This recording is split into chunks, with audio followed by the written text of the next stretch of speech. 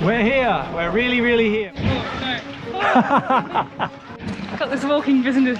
Alright, down pat. 19 days at sea did take its toll on some stuff. Adam just informs me we're in 14 feet. Oh. Okay, first Caribbean swim.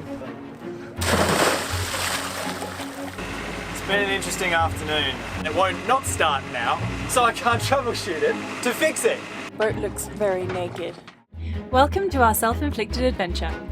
I'm Kiara and this is Adam. A few years ago, we walked away from our life on land to pursue travel and adventure aboard our floating home, the Millennial Falcon. Last year saw us improving ourselves and the boat whilst we tackled our first Atlantic circuit. Join us as we come full circle back to the Caribbean, where we'll commence preparations for our next big challenge. As the saying goes, sailing is fixing your boat in exotic locations. Well, there's certainly an element of truth to that.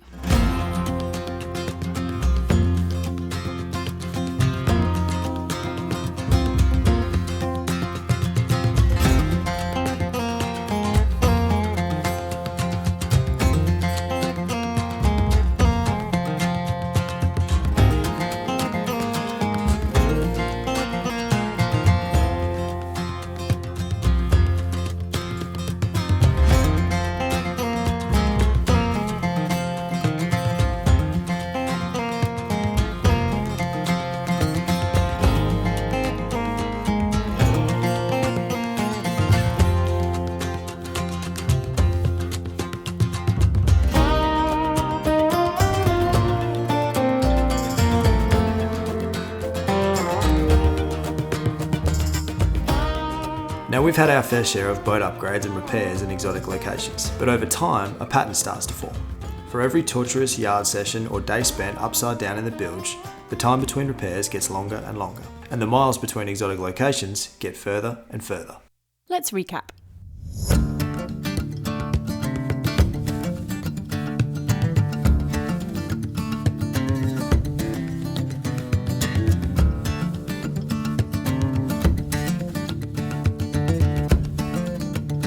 It's so nice to have things that work.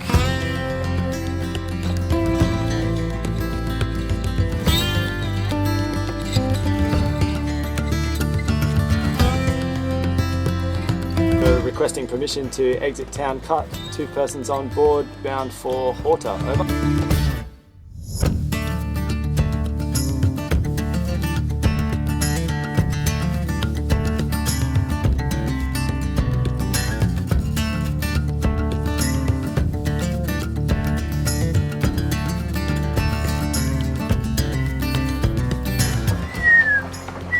You can hear their squeak, they're chattering away, squeaking at each other.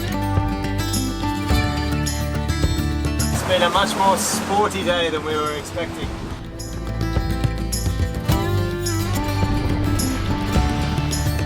"27 knots.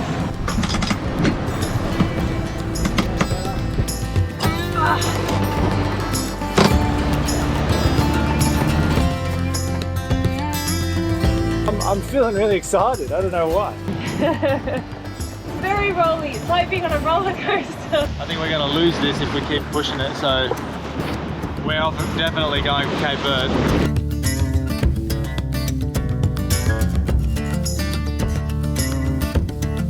He is feeling slightly under the weather.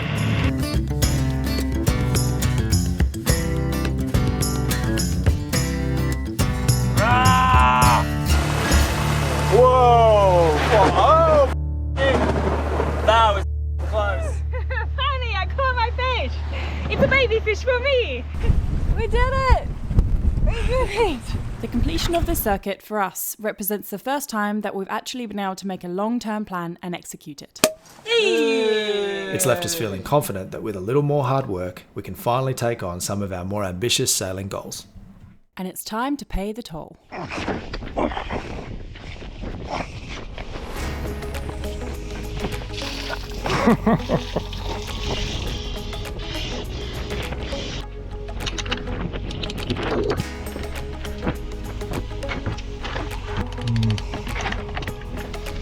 Get down low. That's it.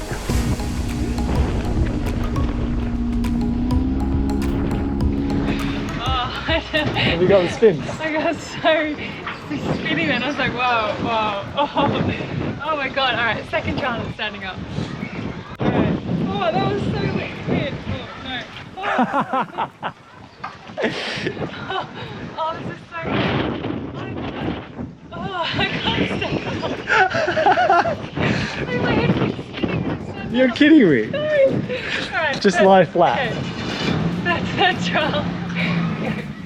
Your turn. Do some walking. Walk around maybe. Yeah. Okay, alright, I think I can walk. Got it? Alright, I think I've got this. Got this walking business. Alright, down pat. Whew. We're here. We're really here. We're officially checked in. I gotta say, kudos to the French, you know, like they do make it just almost a pleasure to play by the rules and to check in. Like it's such a easy, sensible, efficient way to do it. There's no like visit 10 offices. It's one terminal in a shop. The guy's really happy to see you. He's like, hey, how you going? Yep, just do your thing on that terminal. How high fives all around. Welcome to France, and you're on your way. Like such a pleasure when you come here. It's just so easy. We're in!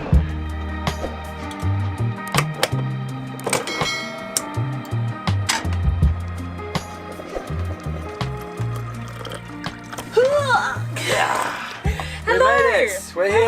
Yeah. And we're human again. We've had a sleep and a rest and A just shower. a shower. Oh, it was heavenly. Yeah. And so we thought just as a final recap, we would do a bit of an after action review and go through the butcher's bill because whilst it wasn't huge, like I'm very grateful for the butcher's bill as it is, 19 days at sea did take its toll on some stuff. Okay, the butcher's bill, we wrote it down. First thing that you might have seen was the charge controller that spazzed out along the way. I don't even know what it was. So We still don't know what's wrong with that. Whoa! Wind generator. There's a wire. It just intermittently functioned and we couldn't figure out why. Turns out there was a wire that's a little bit too short. As the boat rocked, it just ever so slightly yanked the plug out. Ignition system, no idea. The engine just wouldn't start. It just intermittently wouldn't start. We need to, ooh, good catch. Good job, monkey toes. We need to troubleshoot that. I suspect it's just a bad fitting. Battery bank, hard to say. Backfilling toilet, the anti-siphon on the toilet's not high enough. I don't think we need to mention too much about that. Popeye over here broke the cleat on the mast when he was trying to reef down the jib halyard. This was the same day that we also lost our furler, so we will add that one to the butcher's bill. We also lost a grub screw when we were underway as well, so we'll need to replace that. Chafed reefing line. So when you go downwind, there's a lot of rolling, and when we had yesterday, one reef in, the sails are flapper, and it chafed through our reefing line. Along the same lines as well, we also chafed through the batten pockets on our mainsail because they've been rubbing against the spreaders for 3-4 weeks straight. That was the butcher's bill for the trip. A lot of chafing, a lot of wear and tear.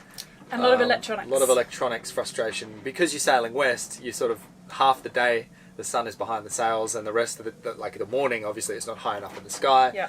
So you sort of, it is a bit of a pain as far as power management goes. Anyway, we've done it, we've achieved it. Our little circle on our map is now complete. Yeah. We have circumnavigated the Atlantic Ocean. Yep.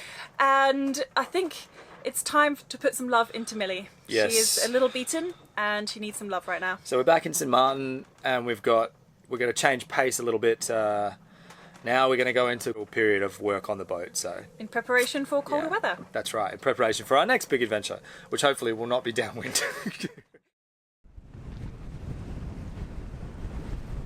Okay, so we are here in Marigot in St. Martin, and we actually arrived a few days ago now. We put a hook in, we slept pretty much the first day. We then went and checked in, did a bit of reprovisioning, and just made the boat, made everything be normal again, get back into a normal rhythm. But in true Marigot style, the wind started to pick up and it's absolutely wild getting to shore. So what we're going to do is we're actually going to head around a few bays over to this bay which we really like, called Grand Case, where it's a little bit flatter, the water's still like beautiful and blue, but we need to get prepared for hauling our boat out, which means doing a bunch of things to do with the mast, taking the boom off, etc, etc. And we kind of want to do that in like flatter waters which aren't quite as wild. So anyway, that's this morning plan. Okay, check the oil, check the coolant, check the transmission oil, because you know we motored for a little bit getting in here from the passage. but everything is still fine. Good on you, Millie. Way to stick with it. Dinghy is stowed, we're good to move. You may or may not remember that we actually had some ignition problems on the way across here. We the last time it happened, Kiara sort of jiggled some wires in the back of the panel and it came good. I don't know whether that was actually the problem or whether we just got lucky because it was kind of intermittently working. But yeah, we'll see what happens now. Well, it did start. Was there a pause there? Do you think there was a pause?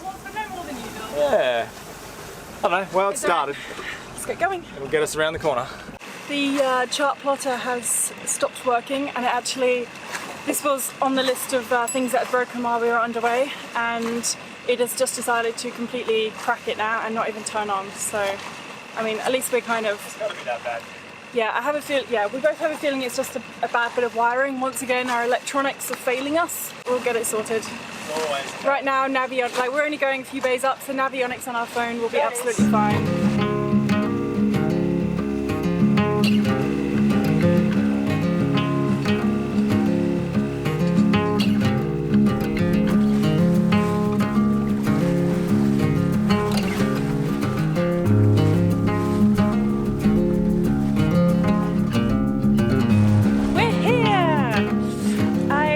I don't know why I'm so excited. We've been to this place before, but I don't know, like we've been away from it for so long that it's kind of like coming back, you know, to a little home that we've had such good memories of.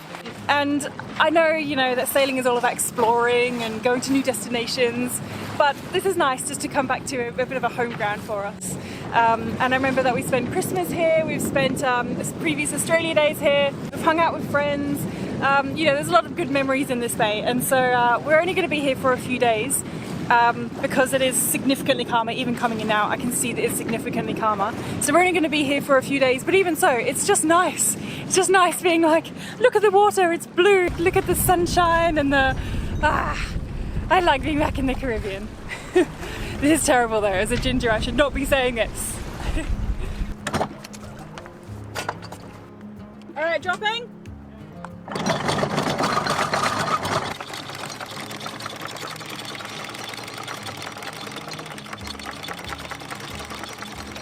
That's 14 feet of water, feel for a change. Adam just informs me we're in 14 feet. Oh, this has not been the case for 6-8 months, the whole time since we've been away. I think the shallowest that we could find in Lanzarote was like 20 feet, but usually it was around 30 to 40 feet. 14! Oh my goodness! We're practically on shore. See the bottom. Oh, so good. Oh. Alright, I'm gonna have to reverse again. I'll confess, I really regret washing my hair this morning because I really want to go for a swim. Washing my hair is an absolute rarity, so I always try and have at least one day of nice fresh hair. Okay, first Caribbean swim. Come at me. I'll let my stuff blow away.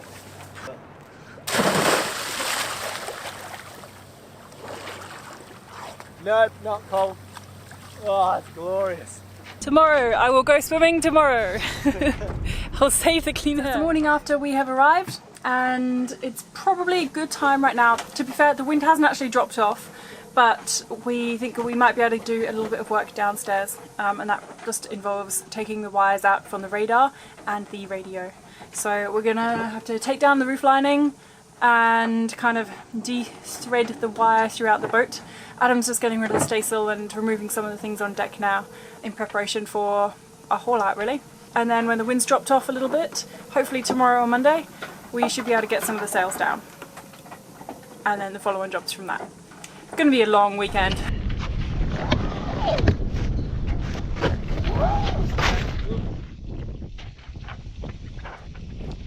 It looks so empty.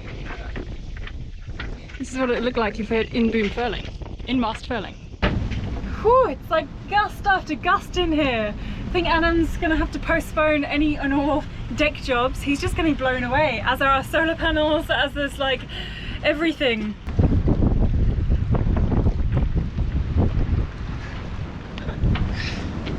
It's because we started messing with sails. The wind's like, oh, it's time to play games, is it?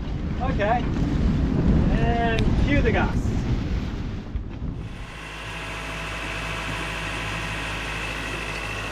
So, where do I begin? It's been an interesting afternoon. been super squally this afternoon. I don't know how many knots in the bay we've had, but it's really, as I said the other day, it's really gusty here. And usually it's quite nice, but when it's squally, the gusts are that much worse. And we had a few big broadsides, and our drag alarm, which has been running for 24 hours, went off, and I was like, oh, I think we've maybe not set the anchor, or we just straightened out on our chain now, or I don't know. So I dove on the anchor and discovered that it was in, but it had been dragging, and it was in like a big patch of turtle grass. So I said, oh, Kiara, just boot up the engine, back down on it. We'll just really make sure it's set, because I think tonight's going to get a bit worse. Engine doesn't start. Again, we thought it was just a dicky wire on the back of the panel, because we sort of stopped doing it. Lo and behold, it's come back when we need it. And this particular bay today, charter boats abound, and they were coming in thick and fast, and we were sort of basically surrounded. And when I don't have a motor and I'm close to people and I know it's going to be gusty, it really unsettles me. So we managed to get it going. Don't ask me how. I think it's actually a problem with maybe the solenoid switch down on the starter motor. But we got it going as we were troubleshooting it, trying to fix it, and we did not have sort of any conclusive findings. So I still don't know what the problem was, and I have my engine and it won't not start now, so I can't troubleshoot it to fix it. So we're now on our way back to Marigot, because we know that we can park way at the back of the anchorage. We can put out 200 feet of chain if we need to, and a second anchor if it comes to that. And in the morning, we'll be within a very short dinghy range to, chandleries, Myanmar places, all that kind of stuff. And we're hauling out in 2 days' time, and we need to be mobile. We can't miss that bridge opening. So we're going back. The holiday's over. We're going back to Marigot to rock around and to sit at the back of the anchorage. How long did our holiday last? 24 hours? Less?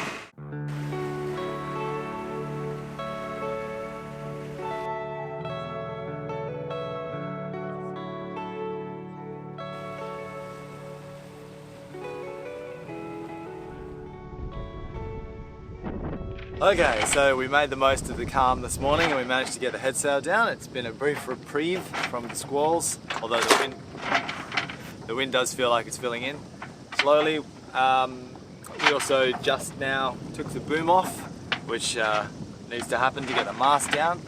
So really all that's left now is to just sort of put sense to all of this chaos on the deck, pull the split pins out, just slacking off a few turnbuckles here and there. And tomorrow morning we're going straight in there at 9 o'clock, and then he'll want to get straight to work disassembling the mast so he can get us out of the water. Just all the reefing lines out, all the halyards out, everything. So it's either going with the mast or it's coming out and staying with the boat, but neither can sort of bridge the gap. So tying up loose ends, if you'll pardon the pun. Our boat looks very naked. It's weird to see a boat without a boom and without a sail bag, like everything. It doesn't look right.